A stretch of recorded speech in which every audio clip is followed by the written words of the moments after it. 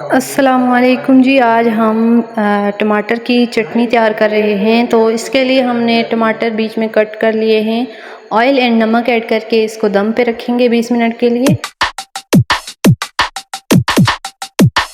Minute के बाद ये देखें कुछ इस तरह से ये दिख रहे हैं। इनकी जिल्द रिमूव करेंगे हम इस तरह जी। तो जिल्द हमने रिमूव कर ली है। अब ऑयल ऐड करेंगे, लहसुन के जो इसमें ऐड करेंगे, इन्हें नरम होने तक फ्राई करके फिर हम इसको भी मैश कर लेंगे इस तरह। अब हम टमाटर इसी में ऐड करके इन्हें भी मैश करेंगे।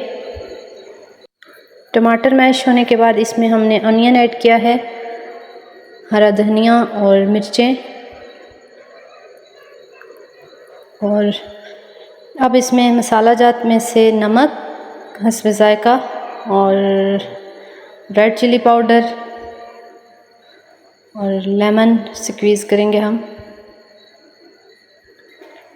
ये लें जी, मिक्स कर लिया हमने। माशाल्लाह अल्हम्दुलिल्लाह बहुत ही ज़बरदस्त, बहुत ही मज़ेदार सी ये चटनी तैयार हुई है। आप भी हमारे मेथड से ज़रूर ये चटनी बनाएं, बहुत ही ज़बरदस्त बनती है। Thanks for watching. अल्लाह हाफिज़।